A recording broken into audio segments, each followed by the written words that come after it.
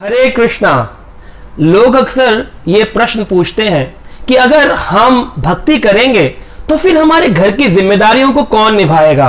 अगर भगवान क्या ये कहते हैं कि भजन करने के लिए घर बार छोड़ दो, तो हमारे लिए अपने घर को छोड़ना अभी बहुत मुश्किल है। तो इसी प्रश्न का उत्तर भगवान श्री कृष्ण ने अर्जुन को भी दिया और भगवान ने भगवत गीता के 3 अध्याय के 8 नंबर श्लोक में इस बात को प्रतिस्थापित किया। नियतम कुरु कर्म त्वं कर्म जायो हि अकर्मणा शरीर यात्रा अपि च ते ना प्रसिद्धते अकर्मणा। भगवान कह रहे हैं नियतम कुरु कर्म त्वं, अपने कर्मों को नियमित रूप से करो, अपनी रिस्पॉन्सिबिलिटीज को निभाओ, अपनी प्रेस्क्राइब ड्यूटीज को करो। कर्म जायो ही अकर्मणा, कर्म करना श्रेष्ठ है न कर्म करने के, क्योंकि अकर्मणा मतलब कोई कर्म ना करना। लोग सोचते हैं अरे माला पकड़ करके कोई बैठ गया, इसका मतलब काम धंधा तो होगा नहीं, लाइफ में फेलियर होगा, इसीलिए तो माला पकड़ कर बैठ गया है। तो ऐसा नहीं है। भगवान कह रहे हैं कर्म करना सबको जरूरी है, जो भक्ति करता है उसको भी, और जो भक्ति नहीं कर रहा है वो तो कर्म करते ही है। क्यों करना जरूरी है? शरीर यात्रा पीछाते, जो ये शरीर की यात्रा है, जन्म से मृत्यु की यात्रा, इसमें शरीर का निर्वाह करने के लिए कुछ ना कुछ कर्म तो करना है। भले ही हम भक्ति में कर्म करें या हम भौतिक कर्म करें, कर्म तो करना पड़ता है और सबको अपनी अपनी जिम्मेदारियां पूर्ण रूपेण तरीके से निभानी चाहिए। ना प्रसिद्धते अकर्मणा, क्योंकि कर्म न करने से व्यक्ति को जीवन में सिद्धि मिलने वाली नहीं है। अगर सिद्धि लेनी है, अपने जीवन में सुख अनुभव करना है, तो कार्य तो करना पड़ेगा। क्योंकि आप देखिए कभी कभी ऐसा होता है, लोग ना घर बार छोड़ देते हैं, कहते हैं मैं ना अब इतना स्ट्रेस में हो गया हूं, साधु बनूंगा, छोड़ करके चले जाते हैं। ऐसा ही एक बार एक व्यक्ति था, वो अपनी पत्नी से बहुत दुखी हो गया और कहता है मैं अपनी पत्नी को अब उसके साथ मेरा रहना बड़ा मुश्किल हो गया है, डाइवोर्स ले नहीं सकता क्योंकि आसपास के लोगों का प्रेशर बहुत है। तो एक काम करता हूं, मैं सब कुछ छोड़ करके हिमालय चला जाता हूं। हिमालय पर गया और वहां जाकर के देखा तो 7 साधु लाइन में बैठे थे और उनमें से सबसे आगे एक प्रथम हेड, जो सबसे बुजुर्ग लग रहे थे, गंभीर लग रहे थे, वो सबसे मेन साधु थे। उनसे जाकर के पूछा कि महाराज एक बात बताइए, मेरी अपनी पत्नी से नहीं बनती है, तो कोई तरीका बताइए कि मैं अपने घर में सेटल हो जाऊं। तो वो जो महाराज थे उन्होंने अपने नेत्र खोले और कहा, 7 नंबर पे जो साधु बैठा था, रामदास एक और यहां पर चटाई डाल दो, हमें एक और साधु मिल गया है। यानी कि 6-7 के साथ अपने घर की परिस्थितियों के कारण साधु बन गए थे। ऐसा तुलसीदास जी ने भी बताया कि कलयुग में ऐसे साधु बहुत हो जाएंगे। नार मुई ग्रह संपत नासी, मूढ़ मुड़ाए भय सन्यासी। नार मुई, घर में पत्नी की मृत्यु हो गई, धन संपत नासी, परिवार के बच्चों ने धन का नाश करना शुरू कर दिया, कोई उनकी सुनता नहीं, मूंड मुड़ाए, मूंड का मुंडन किया और क्या बन गए? सन्यासी बन गए। लेकिन सांप्रदायिक सन्यासी जो होते हैं वो आश्रमों के सन्यासी होते हैं, वो आश्रम को ग्रहण करते हैं, वो ऐसे भगोड़े नहीं होते हैं, वो भागते नहीं हैं। तो 4 आश्रम और 4 वर्ण बताए गए हैं, जैसे कि आश्रम है ब्रह्मचारी आश्रम, गृहस्थ आश्रम और उसके बाद वानप्रस्थ आश्रम, फिर है सन्यास आश्रम। आश्रम को सही रूप से स्वीकार करना। अब ब्रह्मचारी अपने ब्रह्मचारी की रिस्पॉन्सिबिलिटीज निभानी पड़ेंगी, गृहस्थ को गृहस्थ की रिस्पॉन्सिबिलिटीज निभानी पड़ेंगी, वानप्रस्थ को वानप्रस्थ की रिस्पॉन्सिबिलिटीज और सन्यासी को सन्यासी की रिस्पॉन्सिबिलिटीज। ये नहीं गृहस्थ व्यक्ति त्रस्त हो गया है तो भाग करके और वो सन्यासी कहलाने लग जाएगा। ये मिथ्याचारी होते हैं और भगवान श्री कृष्ण अर्जुन को इसी मिथ्याचारी भाव से बचाना चाहते हैं। भगवान कहते हैं देखो भाई, ब्राह्मण, क्षत्रिय, वैश्य, शूद्र, ये 4 वर्ण हैं। अब ब्राह्मण का कर्तव्य है पठन पाठन, शास्त्रों को, वैदिक शास्त्रों को पढ़े और संसार को पढ़ाए। क्षत्रिय का कर्तव्य है कि सभी लोगों की रक्षा करे, जैसी हमारी मिलिट्री करती है। और वैश्य का कर्तव्य है कि वो बिजनेस करे, कृषि करे, गौ रक्षा करे, गायों का पालन करे। और शूद्र जो है वो इन तीनों वर्णों की सेवा करे। लेकिन आज क्या हो रहा है, क्षत्रिय क्षत्रिय का काम नहीं कर रहा, ब्राह्मण ब्राह्मण का काम नहीं कर रहा, लोगों ने इसको जाति पाति पे भाग दिया है, जबकि ये हमारे गुण और कर्मों के आधार पर निर्धारित होता है। तो भगवान चाहते हैं कि अर्जुन क्षत्रिय है तो कहीं वो भाग ना जाए, इसलिए भगवान कह रहे हैं तुम महाभारत के युद्ध को लड़ो, नियमित कर्म करो, अपने नियतम कर्म को करो, नियत जो तुम्हारे प्रिस्क्राइब ड्यूटीज को तो निभाना ही पड़ेगा अर्जुन। तो ये बात समझने वाली है। तो बताते हैं शास्त्रों में 4 प्रकार के वैरागी होते हैं। एक वैरागी होते हैं जिन्हें कहते हैं शमशान वैरागी। किसी की मृत्यु देख ली, वैराग उत्पन्न हो गया और बस बोले कि अब तो धंधा पानी छोड़ दूंगा, अब बस भजन करूंगा। लेकिन कुछ 2 घंटे बाद ही शमशान से वापस आए और फिर दोबारा से उजागर हो गया पैसे कमाने का भाव, मोह, आसक्तियां। दूसरे होते हैं मरकट वैरागी। मरकट संस्कृत में बंदर को कहते हैं। बंदर वाले सन्यासी होते हैं। वो कैसे होते हैं? बंदर होता है, ना कपड़े हैं ना डिग्री है, पेड़ पे बैठा है, खाने के लिए त्यागी दिख रहा है, लेकिन 1 किलो आम रख दो तुरंत खा जाएगा। तो इस प्रकार से ये मरकट वैराग्य है। कुछ आता है मन में भाव, किसी से झगड़ा हो गया, अब मैं यहां नहीं रह सकता हूं, लेकिन 2 घंटे बाद वापिस आ जाते हैं। आवेश वैराग्य, आवेश में आकर के वैराग्य ले लेते हैं। इन वैराग्यों को फाल्गु वैराग्य कहा गया है। फाल्गु वैराग्य मतलब बिहार में एक नदी है गया में, उसका नाम है फाल्गु नदी। ऊपर से मिट्टी है लेकिन अंदर पानी है। तो ऐसे फाल्गु वैराग्य नहीं लेना है। शास्त्र कह रहे हैं परेशानियों से भाग करके सन्यासी नहीं बनना है। क्या करना है? युक्त वैरागी बनना है। घर में रहो, जिस भी आश्रम में हो, जिस भी वर्ण में हो, वहां रहो, बस सुबह उठ करके भगवान के नाम का जप करो और कुछ समय निकालकर भगवत गीता को अपने जीवन में अपना लो। बस इतना ही करना है। इसको कहते हैं युक्त वैराग्य। मैं अपनी जिम्मेदारियां भी निभाऊंगा और भगवान आपके नाम का स्मरण भी करूंगा। यह वैराग्य सबसे उत्तम कोटि का वैराग्य शास्त्रों में वर्णित किया गया है। तो आशा करते हैं आप समझ गए होंगे। हमें भागना नहीं है, अपनी रिस्पॉन्सिबिलिटीज निभानी है, गीता पढ़नी है, भगवान के नाम का जप करना है, घर में ही रहना है और घर को ही भगवत धाम बना देना है। हरे कृष्णा हरे कृष्णा। आज हम भगवत गीता वीकली में श्रीमद् भगवत गीता के 3रे अध्याय के श्लोक संख्या 12 और 13 पर चर्चा करने जा रहे हैं। ये प्रसिद्ध श्लोक हमको बताएंगे सही मायने में चोर कौन है और पापी कौन है। 12 नंबर श्लोक में भगवान श्री कृष्ण अर्जुन को कहते हैं, इष्टान भोगान ही वो देवा दासयन्ते यज्ञ भाविता ते दत्तान प्रदाय ए भयो भुक्ते स्तेन एव सा। इस श्लोक में भगवान श्री कृष्ण कहते हैं इष्टान भोगान, भोगने की जो भी इच्छाएं हैं, हमारी इष्टान मतलब हमारी जो इच्छाएं हैं वो देवता लोग और देवताओं में परम देवता भगवान श्री कृष्ण पूरी करते हैं। लेकिन अगर हम भगवान से प्राप्त जो भी चीजें हैं, ते दत्तान अप्रदाय, प्रदाय मतलब होता है देना, अप्रदाय मतलब नहीं देना। अगर हम स्वयं भगवान से जो चीज प्राप्त करी है वो भगवान को पुनः न दे तो कौन है? भुक्ते स्तेन एव सः। स्तेन शब्द का अर्थ है चोर। तो हम लोग चोर कहलाएंगे। यही है सच्चा चोर। कई बार लोग बोलते हैं हमने कोई चोरी नहीं करी अपने जीवन में, लेकिन अगर हम भगवान से प्रदत्त वस्तुओं को स्वयं भगवान की सेवा में नहीं लगाते तो स्तेन एव सः, हम स्तेन चोर कहलाते हैं।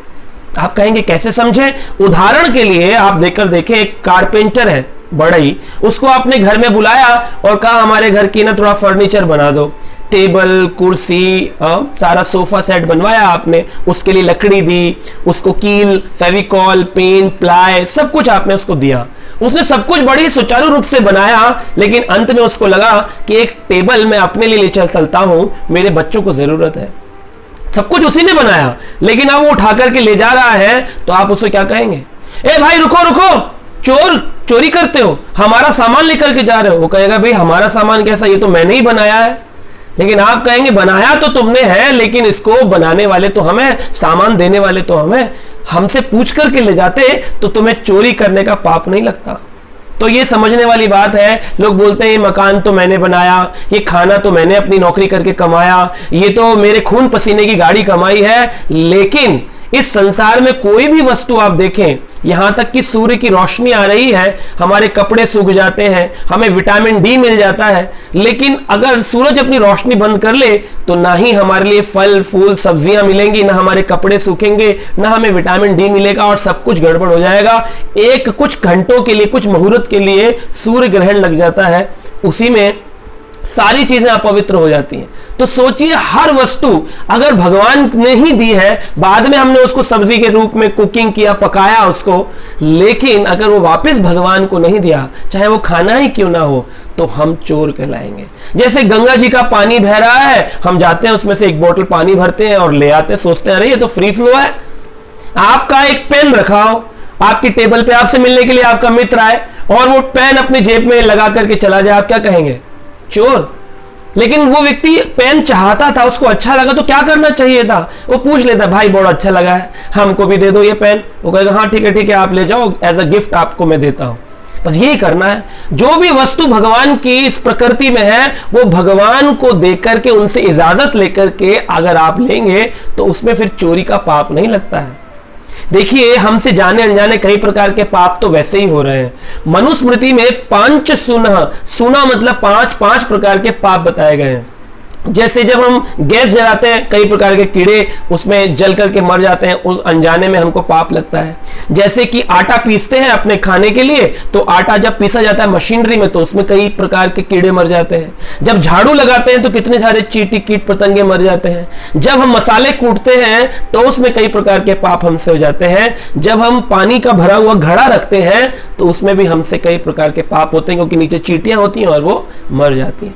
तो इस प्रकार से जब ये 5 सुना बताया गया कि इस प्रकार से 5 प्रकार के पाप हमसे होते हैं और कई अनगिनत पाप भी हैं, तो मनुस्मृति कहती है अगर कोई व्यक्ति 5 यज्ञ करता है, जैसे इस श्लोक में कहा यज्ञ भवति, उस व्यक्ति को यज्ञ करना चाहिए। 5 प्रकार के यज्ञ, 5 महायज्ञ इस श्लोक में श्रील प्रभुपाद जी बता रहे हैं। कौन से हैं? मनुस्मृति कहती है ब्रह्म यज्ञ, ब्रह्म यज्ञ करना चाहिए व्यक्ति को। ब्रह्म यज्ञ का मतलब है हम ब्रह्म आत्मा है और पर ब्रह्म भगवान श्री कृष्ण है, तो उनकी प्रसन्नता हेतु इस जीव आत्मा को स्वाध्याय करना चाहिए, स्वाध्याय करना चाहिए। भागवत और भगवत गीता जैसे जो ग्रंथ हैं उनको हम लेकर के बैठे और भगवत गीता जैसे ग्रंथ को लेकर के बैठे और पढ़े। पढ़ने से एक ब्रह्म यज्ञ हो जाएगा। जीव आत्मा की संतुष्टि होती है जब वो परम ब्रह्म के बारे में ब्रह्म कोई ज्ञान प्राप्त करता है।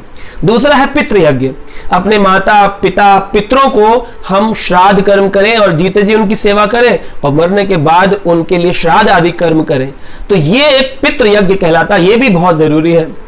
तीसरा है देव यज्ञ। देव यज्ञ होता है जो हमारे मंदिर में देवताओं की मूर्तियां हैं, भगवान श्री कृष्ण के जो विग्रह हैं उनको हम सेवा करें, तो मंदिर में दान दे देना।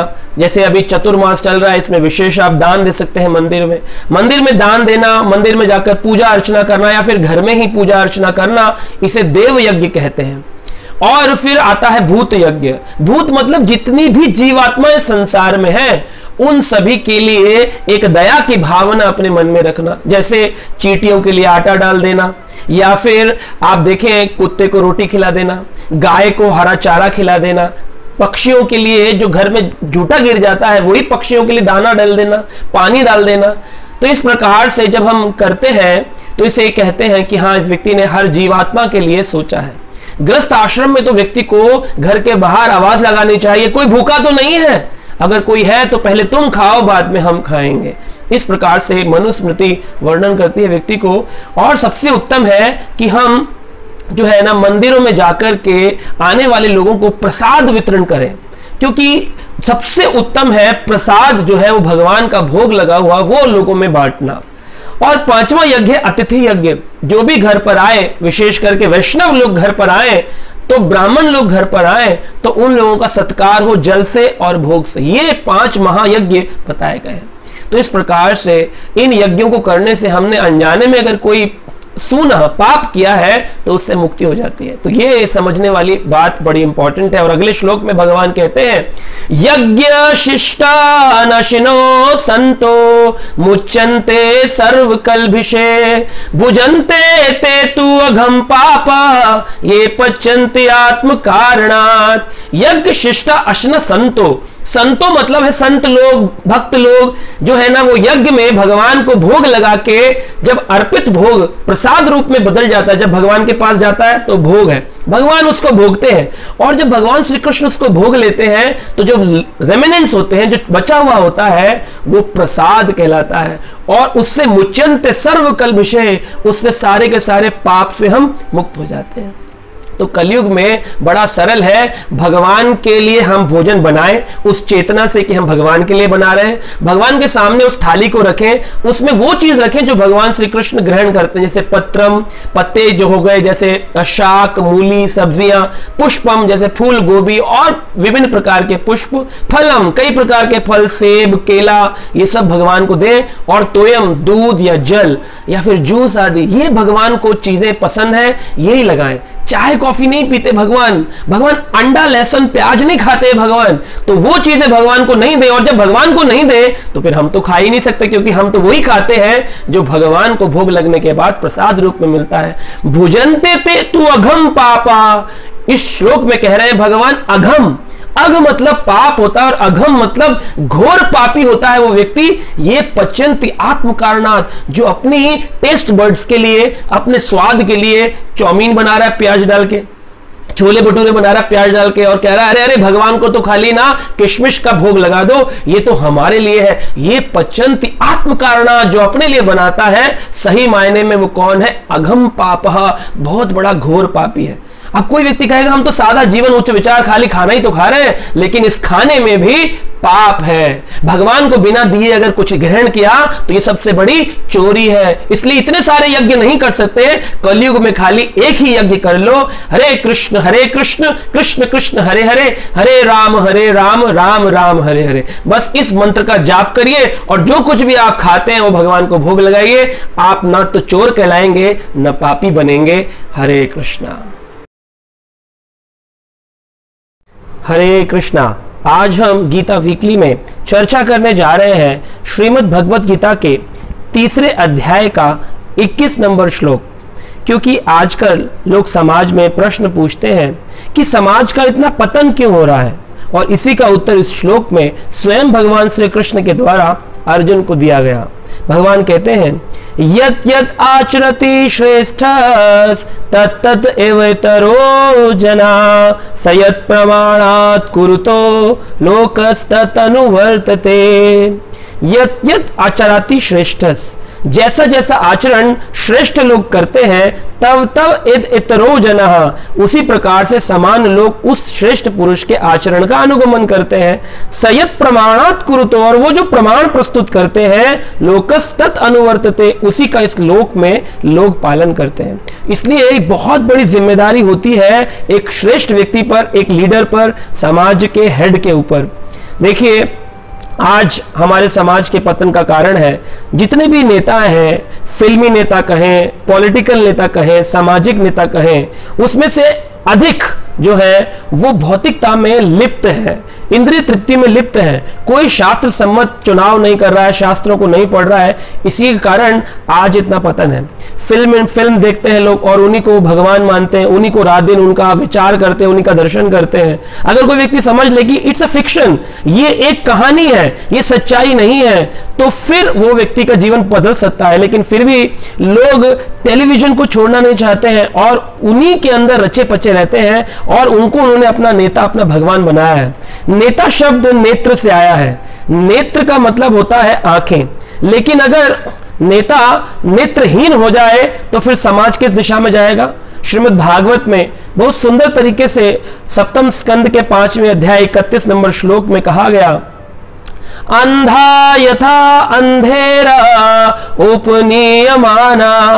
अंधा व्यक्ति अंधों का अगर नेता बन जाएगा तो फिर क्या होगा? सारे के सारे अंधे जो एक अंधे का अनुगमन कर रहे हैं वो सब गड्ढे में गिर जाएंगे। तो इस प्रकार से आज समाज का पतन का कारण है कि लोगों ने अपने नेताओं को उनको अपना चुनाव कर रखा है जो नेत्रहीन है। हम ये नहीं कहते कि सारा समाज ऐसा है, सारे अभिनेता ऐसे हैं। कुछ अच्छे अभिनेता हैं, कुछ अच्छे नेता हैं, लेकिन अधिकतर कलयुग समाज में इसी प्रकार लोगों से भरा पड़ा है। देखिए हमें यह समझना चाहिए कि राम राज्य की चर्चा हो रही है।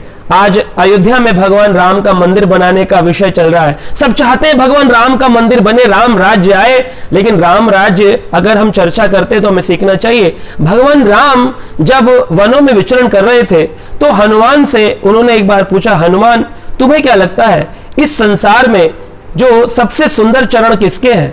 तो हनुमान जी कहते हैं, प्रभु आप ही के तीनों चरण सबसे ज्यादा सुंदर है। भगवान ने कहा, तुमने तो प्रश्न को ही बदल दिया। 3 चरण, मेरे तो 2 ही चरण है, ये 3 चरण की बात कैसे करी? उन्होंने कहा, देखिए प्रभु आपके 2 तो कमल चरण है और तीसरा है आचरण। आचरण जैसा आपका है उसी का संसार अनुगमन करता है। आज भी लोग राम राज्य की दुहाई देते हैं कि अरे राजा राम के निर्णय, उनका नियम, उनका व्यवहार, उनकी व्यवहार कुशलता बहुत भिन्न थी। समाज में अपने भाइयों से कैसे व्यवहार करें, प्रजा से कैसा व्यवहार करें, पत्नी से कैसा, अनुज से कैसा, वरिष्ठों से कैसा, क्या व्यवहार कुशलता भगवान राम ने हमको शिक्षा दी है। आज अगर हम उस शिक्षाओं को अनुगमन नहीं करें तो खाली मंदिर बनाने से काम चलने वाला नहीं है। तो ये समझने वाली चीज है कि चैतन्य महाप्रभु जो स्वयं भगवान कलयुग में, उन्होंने कहा कि आप आचार भी करें और आप फिर उसका प्रचार करें। एक बार एक अध्यापक था, उसने अपने बच्चों को कहा कक्षा में कि सब लोग कल एक स्टेटमेंट याद करके आना कि हमें गुस्सा नहीं करना चाहिए, गुस्सा करना गंदी बात होती है।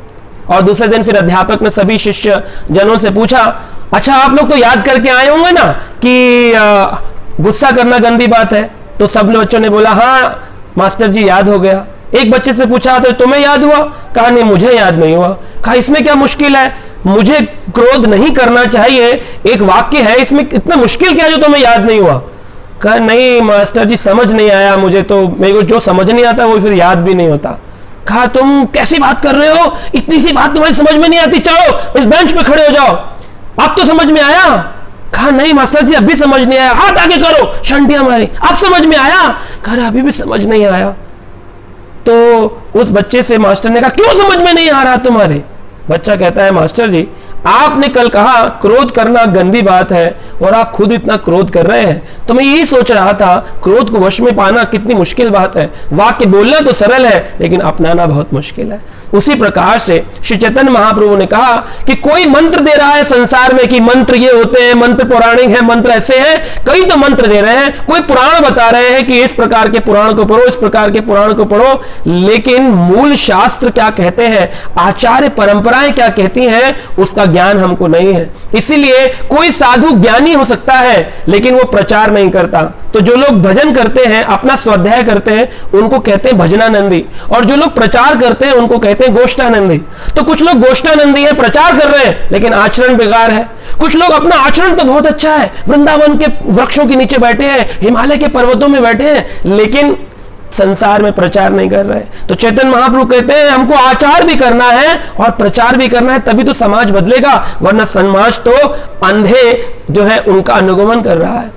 तो एक राजा का, एक अध्यापक का, एक गुरु का, एक माता का, एक पिता का बहुत बड़ा उत्तरदायित्व होता है। ये नहीं कि मैं माता बन गया हूं और फिर मैं कुछ भी करूं, मैं टीवी देखूं और मैं बच्चे से बोलूं तो मैं टीवी नहीं देखना चाहिए, गंदी बात होती है। बच्चा कहेगा आप तो देखते हैं। मैं सिगरेट पीऊं और बच्चे से बोलूं तो मैं सिगरेट नहीं पीनी चाहिए, ये गंदी चीज होती है। क्या पिताजी आप तो पीते हैं? गुरु कहे भगवान के नाम का जब प्रारंभ में ही सुबह उठकर करना चाहिए और गुरु जी खुद 9 बजे सोकर उठते हैं, तो क्या ये आचरण के बिना प्रचार होगा? राजा बोले वीरता होनी चाहिए, तुम आगे बढ़ो, मैं तुम्हारे साथ हूं, और इतना आगे बढ़ गया कि राजा छुप करके महल में चला गया।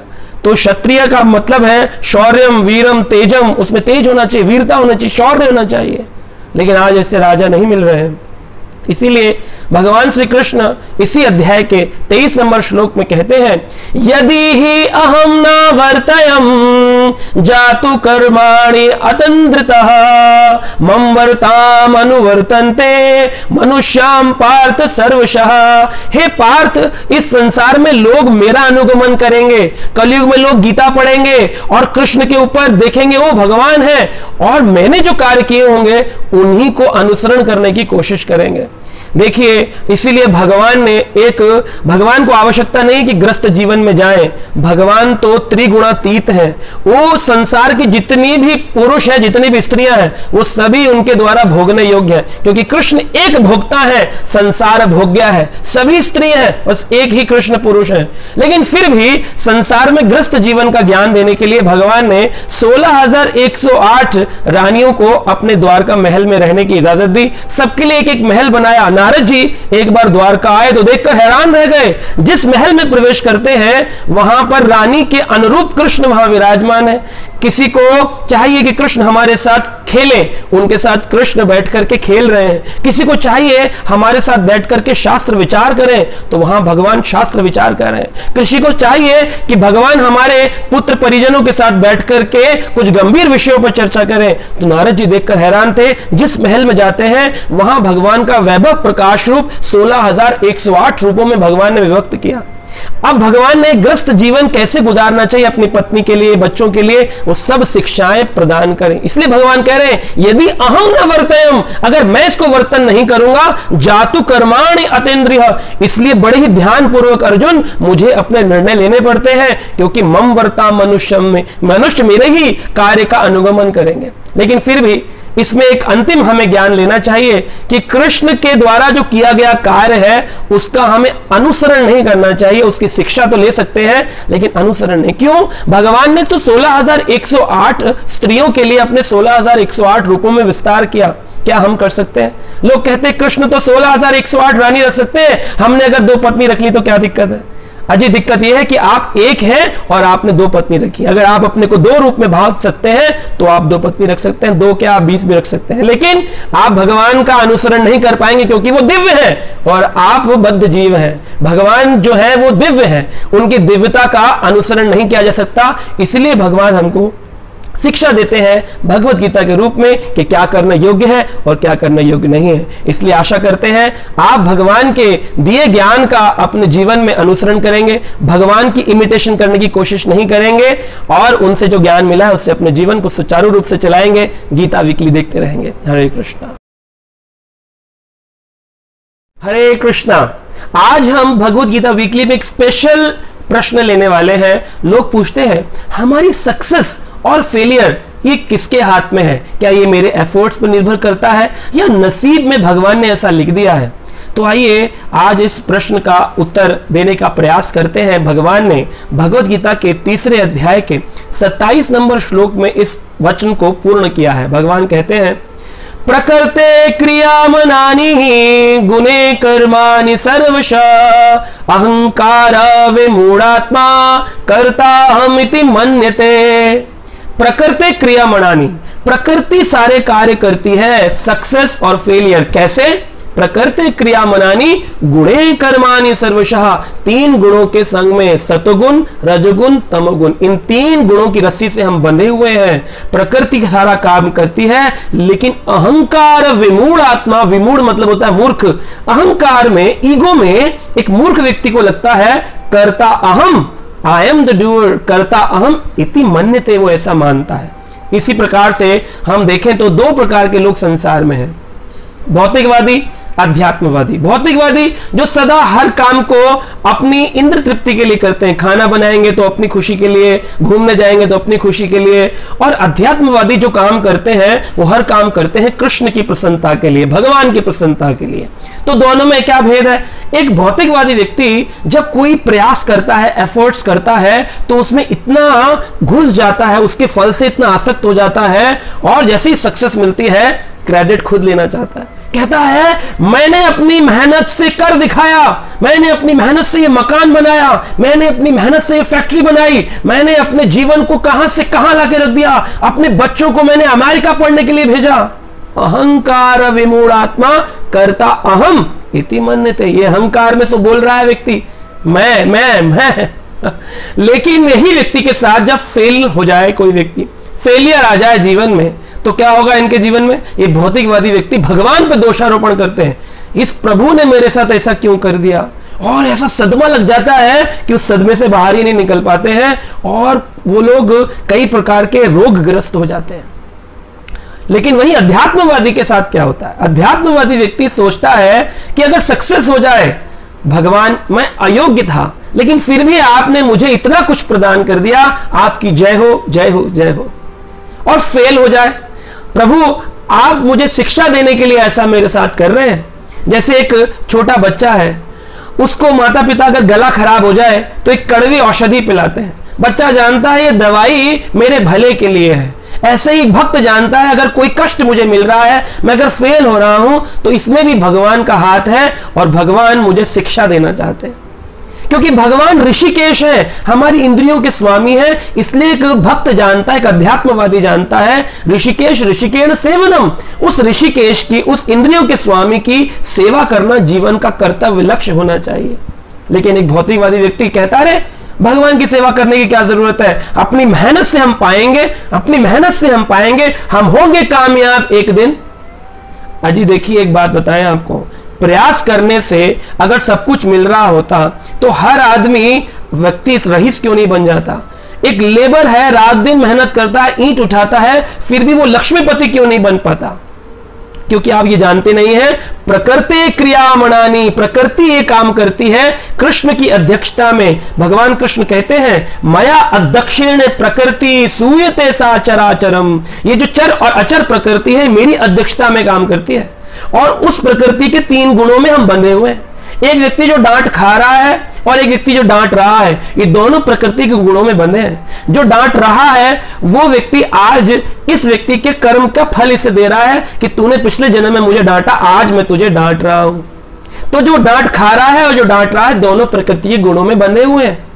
तो आप कहेंगे इसका मतलब क्या डांटना सही है? नहीं, अगर वो व्यक्ति अपने बुरी भाषा को संभाल सकता। अब यहीं पर अध्यात्मवादी का रोल आता है। एक भक्त जो है उसको कभी ऐसा मौका मिलेगा, क्योंकि परिस्थितियां जो आती हैं ये प्रकृति हमको प्रदान करती है। हमारे पूर्व जन्म के कर्मों से हमने कुछ कर्म किए थे तो आज प्रकृति ने वो परिस्थिति हमको प्रदान करी। वो भक्त के जीवन में भी आएगी और एक अभक्त के जीवन में भी आएगी। अभक्त जो है वो उस प्रकृति पर, उस परिस्थिति पर अपनी बुद्धि लगा करके रिएक्ट करेगा, लेकिन एक जो भक्त है वो अपनी बुद्धि लगा के रिएक्ट नहीं करेगा। वो उसमें अपनी सूक्ष्म आजादी का सदुपयोग करेगा, कहेगा ओ आप मुझे डांट रहे हैं, मैं रिएक्ट नहीं करूंगा क्योंकि कृष्ण मुझे शिक्षा देना चाहते हैं। अगर मुझे सुख मिलेगा, कुछ उपलब्धियां मिलेगी, तो मैं सोचूंगा ओ कृष्ण आप तो मुझे अयोग्य व्यक्ति को दे रहे हैं। तो इस प्रकार से भक्त हर परिस्थिति में कृष्ण को केंद्र बना के चुपचाप निकल जाएगा। इसलिए लॉस होने पर उसको कोई बड़ा सदमा नहीं लगेगा। लेकिन वही भौतिकवादी को अगर लॉस हो जाए, सदमाग्रस्त हो जाते हैं लोग। ऐसे ऐसे लोग मैंने रिहेबिलिटेशन सेंटर में मिले हैं, मैं कई बार गया हूं, देखा है कि लोगों की आंखें चढ़ी हुई हैं। बस घर में एक ऐसी कम उम्र के व्यक्ति की मृत्यु हो गई थी, बच्चे की या परिवार में किसी सदस्य की, सदमा हो गया क्योंकि वो तैयार नहीं थे, वो गीता नहीं पढ़ते थे, वो भगवान के नाम का मंत्र जाप नहीं करते थे। अगर कोई व्यक्ति अध्यात्म को जीवन में धारण करे वो इन सारी परिस्थितियों से आसानी से निकल सकता है। सक्सेस और फेलियर वो जानता है मेरे कर्मों का फल है, लेकिन अगर मैं भक्ति करूंगा तो मुझे कम से कम अपनी फेलियर को सहने की शक्ति तो मिलेगी। और ऊपर से कृष्ण तो मदद करते हैं। भगवान कृष्ण इसी अध्याय के 30 नंबर श्लोक में कहते हैं मयि सर्वाणि कर्माणि संन्यास अध्यात्म चेतसा निराशी निर्ममो भूत्वा युधस्व विगज्जरा। भगवान कह रहे हैं मयि सर्वाणि कर्माणि, अपने सारे कर्म मुझे अर्पित करके करो। कैसे? संन्यास अध्यात्म चेतसा, संन्यास ले लो, त्याग दो आसक्तियों को, सक्सेस रिजल्ट्स में मत अटैच हो, छोड़ दो, जो होना होगा होगा। Do your best and leave the rest, बाकी छोड़ दो। बस बेस्ट का एफर्ट कर सकते हो, लेकिन फल आपके हाथ में नहीं है, वो भगवान के हाथ में छोड़ दो। अध्यात्म कैसा रखो? संन्यास अध्यात्म चेतसा, साथ में अध्यात्म को धारण करो, गीता पढ़ो, भागवत पढ़ो, जप करो। और क्या कह रहे हैं? निराशी, अपने रिजल्ट्स के लिए निराशी हो जाओ, जो होना होगा देखा जाएगा। निर्ममो, बहुत ज्यादा आसक्त मत हो, स्वामित्व की भावना को छोड़ दो।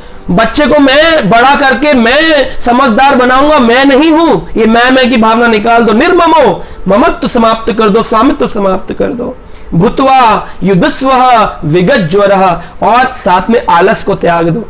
आदमी सोचता है सब कुछ जब भगवान ही कर रहा है, प्रकृति कर रही है, तो फिर मैं क्या करूंगा, मैं आलस में चुपचाप बैठ जाता हूं। तो आलस भी भगवान कह रहे हैं उस आलस को भी त्यागो। कर्म तो तुम्हारे हाथ में है, लेकिन फल के स्वामी तुम नहीं हो। ये तो प्रकृति को मैंने सेवा दे रखी है, वो ही तुम्हें कर्मों का फल प्रदान कर रही है। इसलिए सक्सेस और फेलियर ये प्रकृति हमारे पूर्व जन्मों के कर्मों से देती है। लेकिन अगर कोई भक्ति करता है तो भगवान के पास इतनी शक्ति है कि वो इंटरफेयर करेंगे आपके जीवन में, और आपकी अगर फेलियर लिखा होगा जिससे आप टूट जाएंगे भक्ति में, तो भगवान आपको सक्सेस प्रदान कर देंगे। और अगर आप भक्ति में हैं और उस सक्सेस से आप अहंकारी हो जाएंगे, तो भगवान उस सक्सेस को समाप्त करके आपको फेलियर दे देंगे। तो भगवान इंटरफेयर करते हैं और आपको पूरा का पूरा ऐसा बना देंगे कि आप सक्सेस और फेलियर दोनों में समान स्थिति बनाए रखेंगे।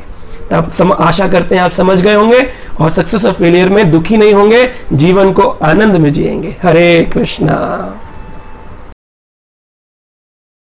हरे कृष्णा। तो आज हमारे भगवद गीता वीकली में आपका स्वागत है। आज हम श्रीमद् भगवद गीता के 3रे अध्याय के श्लोक संख्या 35 पर चर्चा करने वाले हैं, जहां पर भगवान श्री कृष्ण ने अर्जुन को ये ज्ञान दिया है कि हमें हमेशा अपने स्वभाव पूर्ण कार्य करने चाहिए। आइए पढ़ते हैं भगवान श्री कृष्ण अर्जुन को क्या कहते हैं। भगवान कह रहे हैं, श्रेयान स्वधर्मो विगुणा परम धर्मात् सुअनुष्ठितात् स्वधर्म निधनम श्रेया पराधर्मो भयावह। भयावह भगवान यहां पर कह रहे हैं कि व्यक्ति को अपने स्वभाव अनुसार कार्य करना चाहिए, भले ही उसमें त्रुटियां क्यों ना हो, बजाय इसके कि हम दूसरे की कॉपी करके अपना जीवन जिए, क्योंकि हमें इमिटेशन करके जीवन नहीं जीना चाहिए। कई बार ये कॉम्प्लेक्स सिचुएशन आजकल के स्टूडेंट्स के साथ आती है और हम देखते हैं किसी बच्चे का मन है, मान लीजिए एक क्रिकेटर बनने का, और पेरेंट्स कहते नहीं नहीं तुम्हें तो देखो हमारे चाचा का लड़का है ना, वो देखो इस टाइम इंजीनियर बन गया है, तो तुम्हें भी इंजीनियरिंग की साइड लेनी चाहिए। कोई बच्चा है वो गायन अच्छा करता है, उसकी आवाज बहुत अच्छी है, माता पिता कहते नहीं नहीं तुम ना डॉक्टर बनो, देखो तुम्हारे परिवार में वो डॉक्टर है, तुम्हें डॉक्टर बनना चाहिए, डॉक्टर बन के तुम अच्छा धन कमा सकते हो। इस प्रकार के भगवत गीता में कई प्रश्न पूछे जाते हैं, लेकिन हमें समझना चाहिए भगवान ने क्या कहा। भगवान कह रहे हैं श्रेयान स्वधर्मो विगुणः। स्वधर्म व्यक्ति का जो स्वयं का स्वभाव है, जो स्वयं का धर्म है, उसी में परम धर्मात् स्वनुष्ठित, उसमें अनुष्ठित होना चाहिए, उससे ही भली भांति रूप से करने का प्रयास करना चाहिए, बजाय इसके स्वधर्मान निधनम श्रेयम। अगर कोई व्यक्ति अपने स्वधर्म को त्याग करके दूसरे का कॉपी भी करता है, परम धर्मो भयावह, वो सही मायने में अन्यों के लिए एक भयावह जीवन उत्पन्न हो जाएगा। अब व्यक्ति बन तो जाएगा इंजीनियर, माता पिता की इच्छा पूर्ति के लिए, इंटेलिजेंट है तो पास भी हो जाएगा, इंजीनियरिंग में भी चला जाएगा, जॉब भी करेगा, पर लाइफ मोनोटोनस रहेगी, लाइफ में हमेशा दुख रहेगा, कहेगा कि यार काश मैं क्रिकेटर बनता, और जब क्रिकेट आएगा चेहरे पर उत्साह होगा, कहेगा वाह एक शॉट और, आज छुट्टी कर लेता हूं ऑफिस की, धर्म था। लोग बोलते हैं अरे तुम नहीं बन रहे सचिन तेंदुलकर, ऐसे करके डांट देते हैं बच्चों को। लेकिन सोचना चाहिए सचिन तेंदुलकर भी तो किसी के घर में जन्म लिए थे, स्वधर्म निभाने का मौका तो दीजिए। आज 99% परिवारों में आज जो हमारी एजुकेशनल सोसाइटी है, इसमें सबको दबाया जा रहा है, नहीं तो अपनी इच्छा अनुसार नहीं कर सकते, जो माता पिता तुम्हें बता रहे वही करो। हमें माता पिता होने के नाते, गुरु होने के नाते, टीचर होने के नाते एक बच्चे को, अपने शिष्यों को हमें उस चीज में उजागर करना चाहिए, उसमें उनको हेल्प करना चाहिए, फैसिलिटेट करना चाहिए जिसमें उनका स्वभाव है। देखिए ये बहुत इंपॉर्टेंट बात है। एक बार एक कथा आती है कि एक बार एक ब्राह्मण था और वो नदी पर स्नान कर रहा था, तो नदी पर स्नान करते हुए उसने देखा कि एक बिच्छू जो है वो डूब रहा है, तो उसने एक पत्ता लिया और उस बिच्छू को बचाने का प्रयास किया, तो बिच्छू दौड़ करके चल के आया और उसके हाथ पे डंक मार दिया। जब हाथ पे डंक मारा तो ब्राह्मण जो घबरा गया और उसके हाथ से छूट गया, फिर डूबने लगा। तो उसने इस बार पत्ता तो मिला नहीं, उसने ऐसे ही अंजुली भर के बिच्छू को बचाना चाहा, तो बिच्छू ने फिर हथेली पे डंक मारा, फिर उसने हथेली ऐसे कांप गई पूरी, तो फिर इसी हाथ से उठाने की कोशिश करी तो उसने इस कलाई पे डंक मार दिया। कई बार ऐसा हुआ तो एक साइड में खड़ा एक व्यक्ति था समझदार, वो कहता है अरे भाई क्या कर रहे हो, वो बिच्छू तुम्हें बार बार डंक मार रहा है और तुम बार बार उसे बचाने का प्रयास कर रहे हो, ऐसा क्यों? तो उस व्यक्ति ने कहा देखो मैं ब्राह्मण हूं, मैं ब्राह्मण के कर्तव्यों को, स्वभाव को त्याग नहीं सकता हूं। बिच्छू का स्वभाव है डंक मारने का, जब वो अपने स्वभाव को नहीं त्यागने को तैयार है तो मैं क्यों किसी और के लिए अपने स्वभाव को त्याग दूं? व्यक्ति को अपने स्वभाव अनुसार कार्य करना चाहिए, ब्राह्मण को ब्राह्मण उचित कार्य करना चाहिए, क्षत्रिय को क्षत्रिय उचित कार्य करना चाहिए।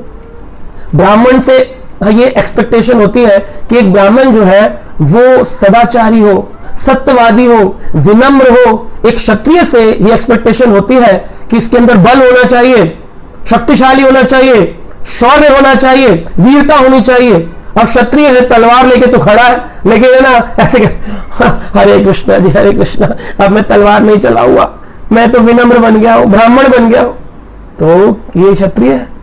और एक ब्राह्मण है जो कि है ना उससे आशा है कि वो हाथ जोड़कर विनम्रता का स्वभाव, सत्य विचार करे, लेकिन वो क्या कहता है, गुस्सा कर रहा है, अरे तुमने ऐसा कैसे कर दिया मंदिर में। तो ब्राह्मण से अपेक्षा नहीं की जाती है। तो जो एक उपेक्षा किसी से की जाती है, उस स्वभाव को हमें बरकरार रखना चाहिए। हर एक व्यक्ति का जन्म एक स्वभाव में हुआ है, तो ये समझने की कोशिश करनी चाहिए। अब प्रश्न उठता है, क्या ब्राह्मण जो है वो भक्ति करने के लिए है, या क्षत्रिय नहीं कर सकता, वैश्य नहीं कर सकता? हर व्यक्ति ब्राह्मण हो, क्षत्रिय हो, वैश्य हो, शूद्र हो, किसी भी अवस्था में अपने स्वभाव के उचित कार्य करते हुए वो भक्ति को अपने जीवन में अंगीकार कर सकता है। उदाहरण आता है सबसे बड़ा अर्जुन। अर्जुन जो थे उन्होंने क्षत्रिय धर्म का त्याग नहीं किया, इसीलिए भगवान अर्जुन को कह रहे हैं, अर्जुन तुम क्षत्रिय हो, लड़ो, लेकिन फिर भी तुम ऊंचे भक्त कहलाओगे क्योंकि तुम कृष्ण प्रसन्नता हेतु लड़ रहे हैं। अर्जुन को क्या आवश्यकता थी लड़ने की? और अपने ही गुरुजनों को मारा, अपने ही परिवार के लोगों को मारा, किस लिए? कृष्ण प्रसन्नता हेतु। इसलिए ब्राह्मण को शास्त्र प्रचार करना है, शास्त्र पढ़ना है, सेवा करनी है, सत्य विचार करना है, कृष्ण प्रसन्नता हेतु। क्षत्रिय को लड़ाई झगड़ा करना है, रक्षा करनी, ये नहीं कि गली में मारपीट की बात नहीं हो रही है, देश रक्षा करनी है, राज्य रक्षा करनी है, जैसे हमारे पुलिस, आर्मी, लेकिन कैसे? कृष्ण प्रसन्नता हेतु, अपने लिए नहीं, अपने चक्रों के लिए नहीं, अपने वीर चक्रों के लिए नहीं, कृष्ण के लिए। अर्जुन ने युद्ध किया कृष्ण के लिए, करोड़ों लोगों को मारा, लेकिन एक व्यक्ति के पाप का फल नहीं भोगना पड़ा। भगवान ने कहा क्योंकि तुमने मेरे लिए सबको मारा है। वैश्य है, बिजनेस करे, कोई मना नहीं करता कि तुम ब्राह्मण बनो, मंदिर में बैठो, बिजनेस करो, लेकिन किसके लिए? कृष्ण के लिए। जो बिजनेस में धन आए उसे कृष्ण सेवा में लगाओ। गाय पालन करो, लेकिन किसके लिए? कृष्ण के लिए। ऐसे ही शूद्र है कोई व्यक्ति और उसको मन नहीं करता कि मैं कोई बिजनेस करूं, मैं जॉब करूं, मैं रक्षा करूं, मैं शास्त्र पढ़ूं, कहता है हम तो ना झाड़ू लगा के खुश हैं, कोई बात नहीं, किसके लिए? कृष्ण के लिए। जब कोई व्यक्ति कृष्ण को केंद्र बनाता है तो वो अपने जीवन में बहुत बड़ा बदलाव देखेगा। और कई बार कृष्ण भक्ति करने से लोग अपने स्वभाव तक को भी बदल लेते हैं।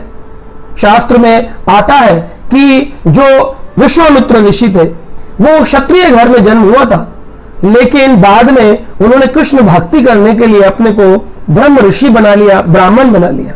तो एक क्षत्रिय ब्राह्मण बन सकता है कैसे? इमिटेट करके नहीं, कृष्ण भक्ति करके। और एक परशुराम जी थे जो स्वयं एक ऋषि संतान है, भगवान के अवतार है ना। दमग्नि जो ऋषि थे और जमदग्नि उनके पुत्र हैं परशुराम जी, और रेणुका माता के पुत्र हैं। और जमदग्नि जो थे उनके यहां से एक बार कीर्तवीर अर्जुन जो राजा था वो सुरभि गाय जो थी धेनु का, उसको चुरा कर ले गया था और उनके पिता के साथ उसने बड़ा दुर्व्यवहार करने का प्रयास किया। और यहां तक कि वो जाकर के और परशुराम जी वापस ले आए युद्ध करके। है तो ऋषि संतान, ब्राह्मण है, लेकिन क्षत्रिय क्यों कार्य कर रहे हैं? कृष्ण भक्ति के कारण हम कई बार अपने कार्यों में परिवर्तन कर सकते हैं, लेकिन इमिटेट करके नहीं। तो जनरल मासेस के लिए क्या है? कृष्ण को केंद्र बनाओ और अपने स्वधर्म, अपने स्वभाव के अनुसार कार्य करो और जीवन को आनंदमय बनाओ। आशा करते हैं आप समझ गए होंगे और अपने जीवन को, अपने बच्चों के जीवन को उनके स्वभाव के अनुसार डेवलप करने का मौका देंगे, जैसे भगवान ने इस श्लोक में बताया। हरे कृष्णा। हरे कृष्णा। हमारे गीता वीकली में आज आपका स्वागत है। अक्सर लोग एक प्रश्न पूछते हैं कि ऐसा क्या है कि जब भी हम कोई गलत काम करते हैं या ऐसा लगता है कि हमसे कोई पाप हो रहा है तो ये हम अनजाने में कर बैठते हैं या फिर कोई हमसे बलपूर्वक करवाता है। क्योंकि हम देखते हैं संसार में बहुत प्रकार के पाप हो रहे हैं, जैसे मर्डर, रेप्स, चोरी, है ना। तो इन सब चीजों को भगवान करवा रहा है। अगर भगवान नहीं करवा रहा है तो फिर क्यों सारी चीजें हो रही हैं? ऐसा ही प्रश्न भगवत गीता में अर्जुन ने भगवान श्री कृष्ण से पूछा था।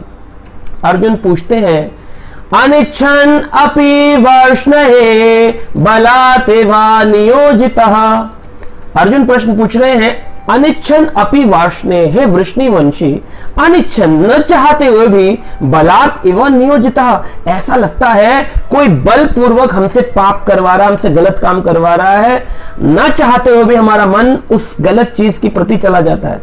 जैसे कोई अगर मान लीजिए खराब दिखने वाला कोई ऐसा आर्टिकल है जिसको नहीं पढ़ने योग्य है, लेकिन फिर भी न चाहते हुए मन उस ओर चला जाता है। कौन हमसे बलपूर्वक काम करा रहा है? कैसे हो रही है हमसे ये गलतियां? हम कहते नहीं, अब मैंने प्रण लिया है, मैं गलत काम नहीं करूंगा, मैं मदिरा पान नहीं करूंगा, लेकिन मुझसे रहा नहीं जाता। ऐसा लगता है बस अंदर से एक इंस्टिंक्ट आ रही है और मैं कर बैठता हूं। तो क्यों हो रहा है? तो ये प्रश्न अर्जुन ने भी पूछा था। भगवान श्री कृष्ण ने भगवत गीता के 3 अध्याय के 37 नंबर श्लोक में इस चीज की व्याख्यान कर इसका उत्तर दिया। भगवान कहते हैं, श्री भगवान वाच कामेश क्रोधेश रजो गुण समुद्भवा महाअश्नो महापाप्मा वृद्धि एनम ही वैरिणाम। भगवान कह रहे हैं सबसे बड़ा शत्रु है वैरिणाम। कौन? महाअश्नो, ये सबसे बड़ा पापी है, महान शत्रु है। कौन? कामेशा क्रोधेशा, ये जो काम वासना है, ये जो इच्छाएं हैं और जो ये क्रोध है, ये सबसे बड़ा शत्रु है। महाअश्नो महापाप्मा वृद्धेनम ही वैरिणाम, ये सबसे बड़े शत्रु हैं, इनसे विजय प्राप्त करनी चाहिए। देखिए भगवान कह रहे हैं जब हमारा जन्म होता है तो हम सभी एक बीच के गुण पर होते हैं। हमारे से ऊपर एक सतोगुण है और एक हमसे नीचे तमोगुण है, और सबका जन्म रजोगुण में हुआ है। कई लोग अपनी इंद्रियों को वश में ना करने के कारण तमोगुण में गिर जाते हैं और बहुत ही आलस, निद्रा, मदिरा, प्रमाद, नशापान, इन सब हरकतों में, इन सब आदतों में गिर जाते हैं। कुछ लोग रजोगुण से अपनी इंद्रियों को वश में करके, सेंस कंट्रोल करके, अपनी हैबिट कंट्रोल करके, एंड वो लोग चले जाते हैं इस लेवल पे कि वो सतोगुण पे आते हैं, दूसरों की मदद करना, संसार में भगवान का भजन करना, और वो अपने को सतोगुण के स्तर पे ले जाते हैं। लेकिन भगवान कह रहे हैं कामेशा क्रोधेशा रजोगुणा समुद्भवा, ये जो भगवान का ईश्वरीय प्रेम है, हर जीवात्मा का कर्तव्य है। जीवेरे स्वरूप है कृष्णेर नित्यदास, कृष्ण की सेवा करना, भगवान की सेवा करना हर एक जीव आत्मा का कर्तव्य है, संसार में सभी जीवों का। लेकिन वही जो भगवान का ईश्वरीय प्रेम है, जब इस संसार के रजोगुण से उसका मिश्रण होता है तो वो अपने आप को काम रूपी परिवर्तन कर लेता है। और जैसे उदाहरण देखिए, दूध के अंदर जब इमली मिलाई जाती है तो वो अपने आप को दही में परिवर्तित कर लेता है। तो इमली ये रजोगुण है, दूध है ईश्वरीय प्रेम, और दही है संसार का काम इच्छाएं। तो आप देखिए भगवान ने सृष्टि बनाई ताकि हम सभी ईश्वर की सेवा कर सकें, लेकिन हमने ईश्वर की सेवा करने की बजाय अपनी इंद्रियों की तृप्ति करना प्रारंभ कर दिया। कोई भाग्यशाली जीवात्मा जब इस संसार से उब जाती है तो वेदांत सूत्र कहते हैं उसके अंदर एक जिज्ञासा उत्पन्न होती है, यार बस फ्रस्ट्रेट हो गया हूं अब मैं, मतलब वही रोज की चिक चिक, husband wife problem, sister brother problem, in laws का प्रॉब्लम, जॉब का प्रॉब्लम, फैक्ट्री का प्रॉब्लम, अपने स्वास्थ्य का प्रॉब्लम। अब मैं उब गया हूं, मैं जानना चाहता हूं इन सभी प्रॉब्लम का हल क्या है, मैं कौन हूं, क्या पर्पस था मेरे जन्म का। उसको कहते हैं अथतो ब्रह्म जिज्ञासा। जब इस तरह व्यक्ति फ्रस्ट्रेट होता है तब वेदांत सूत्र उस पर अप्लाई होता है, वो ब्रह्म की जिज्ञासा करता है, अपने को जानने की इच्छा। तो आप देखें संसार में भगवान ने सब कुछ निर्धारित किया है, लेकिन पाप करना जो हमारे हाथ में है, जो पाप कर रहे हैं लोग बोलते हैं यही तो भगवान ने निर्धारित किया है, ये भगवान ने निर्धारित नहीं किया। भगवान कह रहे हैं कि तुम्हारा उत्पन्न होते हो रजोगुण में, तुम्हारे पास एक फ्री विल है, एक सूक्ष्म आजादी है। उस आजादी का तुम सतोगुण में सदुपयोग भी कर सकते हो और तमोगुण में गिर के उसका दुरुपयोग भी कर सकते हो। उस सूक्ष्म आजादी दी है। एक चाकू है, उसका सदुपयोग करके सतोगुण में किसी का इलाज किया जा सकता है, सर्जरी की जा सकती है, और वहीं तमोगुण में गिरकर किसी का मर्डर भी किया जा सकता है। तो आप चाकू को दोषी नहीं ठहरा सकते, ना चाकू बनाने वाले को। इसी प्रकार से भगवान ने सृष्टि की रचना करी, हम सबको बनाया और हम सबको एक गुण प्रदान किए। अब हमारे को फ्री विल भी दिया, एक इच्छा दी, सूक्ष्म आजादी। अब तुम सतोगुण में वृद्धि करते हो या अपने तमोगुण में, निकृष्ट गुण में गिर जाते हो। अधिकतर लोग तमोगुण की ओर आकर्षित होते हैं, रजोगुण से पहले ही वो प्रभावित होते हैं, और इसीलिए जो ये क्रोध है ये रजोगुण का स्वरूप है। किसी के अंदर क्रोध का आना या काम वासना वो उत्पन्न होना, ये रजोगुण और तमोगुण का ही प्रकाश है। सतोगुणी व्यक्ति अधिक क्रोधी नहीं होगा, सतोगुणी व्यक्ति अधिक कामी नहीं होगा।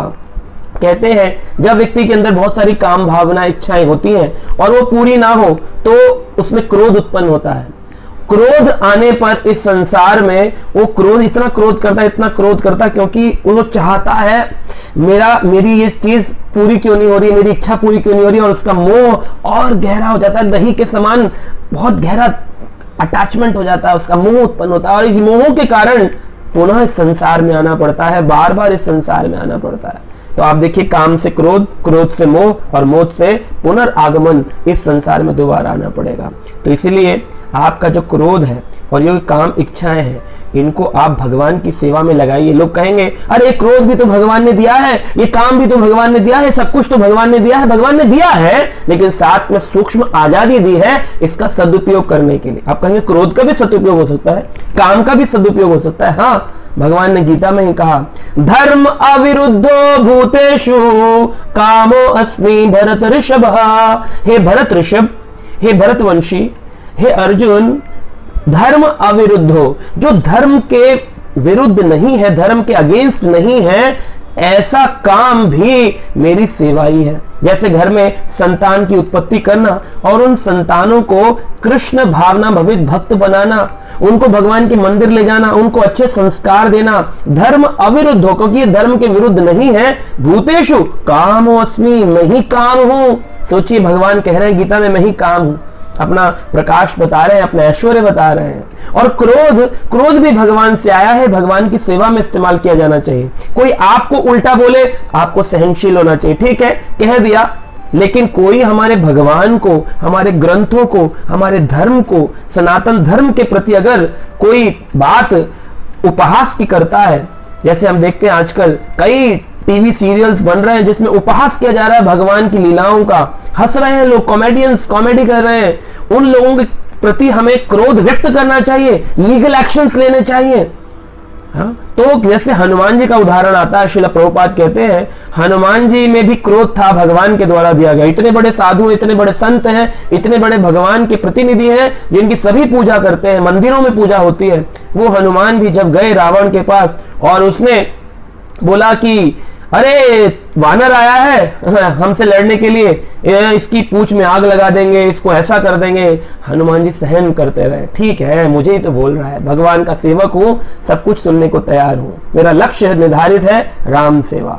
लेकिन बाद में जब रावण ने भगवान राम के प्रति उपहास करना प्रारंभ किया, अरे क्या कर लेगा वो एक वन में विचरण करने वाला छोटा सा मनुष्य, मेरा क्या बिगाड़ सकता है।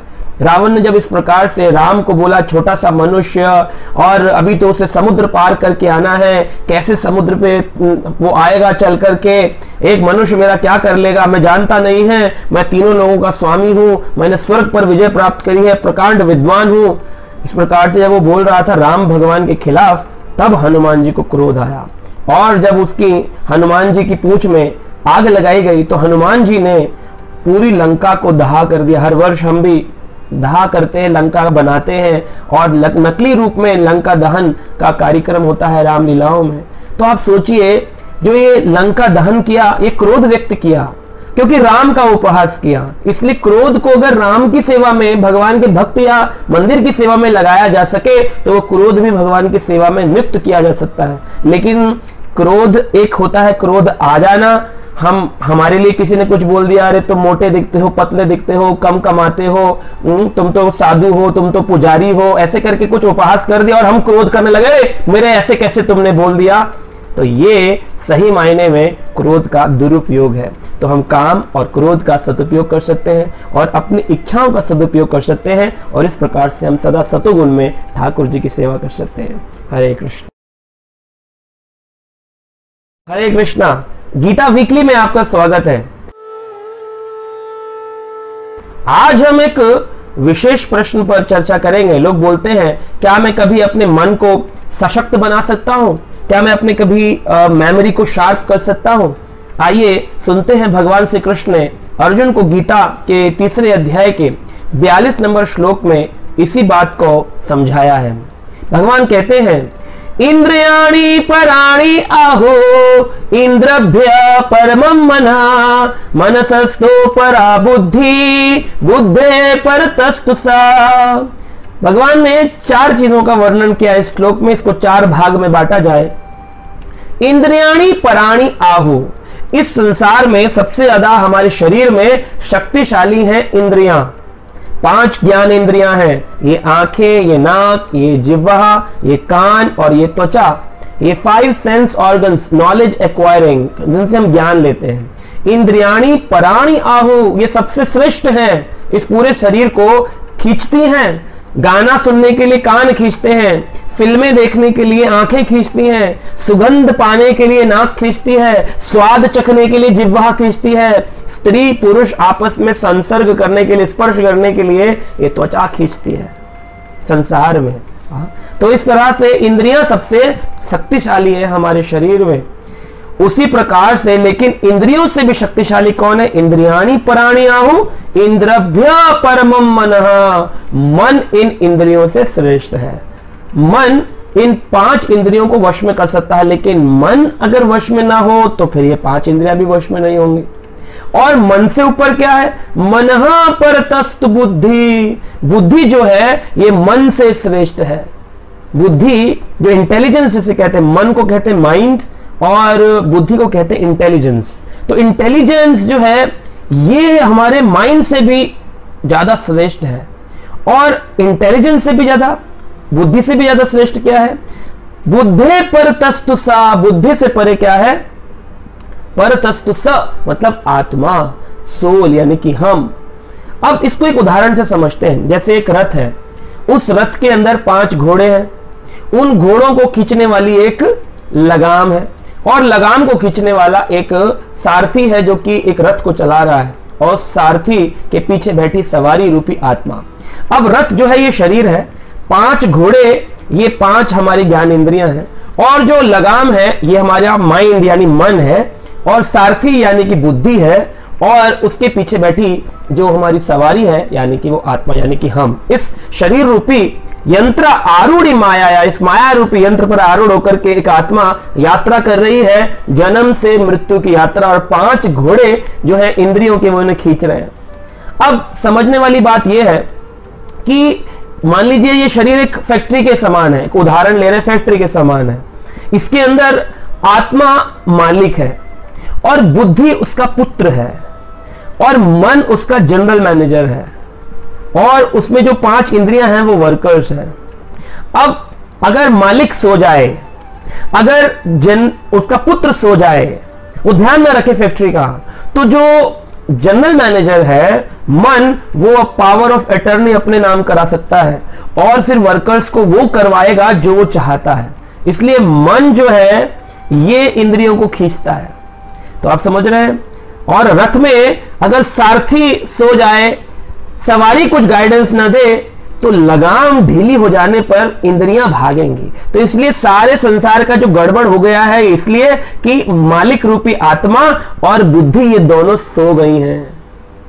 आत्मा वैसे सोती नहीं है, आत्मा सच्चिदानंद है, लेकिन माया रूपी आवरण ऐसा आया है, इंटेलिजेंस के सो जाने पर आत्मा तक हमारी वाइब्रेशंस, हमारी चीज पहुंच नहीं रही है, और इसलिए मन अपनी इच्छा अनुरूप घोड़ों को भगा रहा है। जनरल मैनेजर की इच्छा से होटल जो है वो गलत तरीके से कार्य हो रहा है, आत्मा जो ओनर है उसके ऑर्डर्स को नहीं माना जा रहा है। तो क्या करें? सारी प्रॉब्लम का हल है आत्मा को समझ लेना, मैं कौन हूं। ये अगर कोई समझ जाए, सबसे पहला है आत्मा को भगवान की सेवा में, परमात्मा की सेवा में लगाना है, ऐसा ज्ञान अर्जित करना पड़ेगा, नॉलेज लेनी पड़ेगी कि मैं एक आत्मा हूं, और उसका ज्ञान भगवत गीता में मिलता है। ये समझ में आ जाए कि I am an eternal soul, मैं एक पवित्र सच्चिदानंद आत्मा हूं, इतना समझ ले, पहला स्टेप।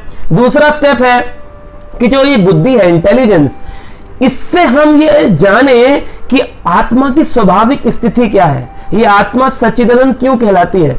फिर नॉलेज की जरूरत है टू शार्पन योर इंटेलिजेंस, अपनी मेमोरी को शार्प करने के लिए। तो आत्मा को समझना है और बुद्धि को, इंटेलिजेंस को बढ़ाना है। फिर क्या होगा? मन को कृष्ण सेवा में लगाना है। मन सदैव कृष्ण पदारविंदयो, सदा कृष्ण के चरणों में लगा रहा है मन।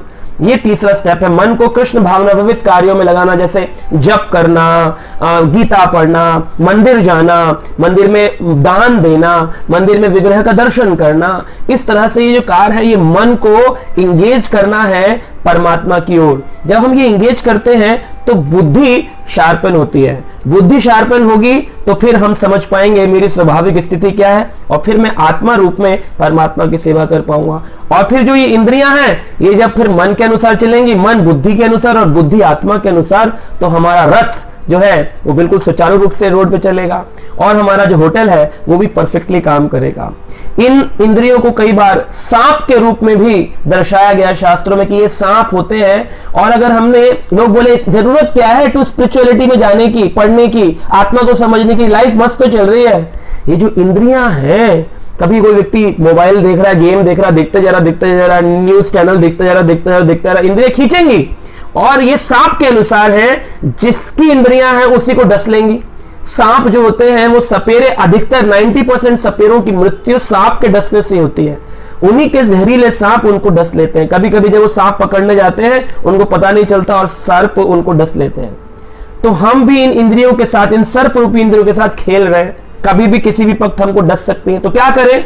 जब हम इन इंद्रियों को कृष्ण सेवा में लगा देंगे, हम अपनी बुद्धि को कृष्ण भक्ति में लगा देंगे, हम अपनी आत्मा से परमात्मा की सेवा करेंगे, तो क्या होगा? इन सर्प रूपी इंद्रियों के विषदंत, पॉइजनस टीथ जो है वो हम तोड़ देंगे।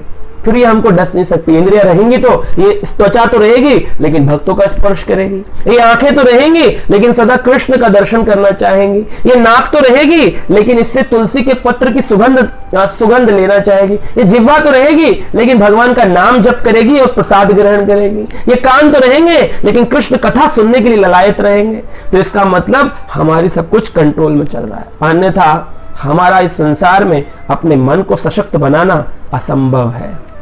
हरे कृष्णा।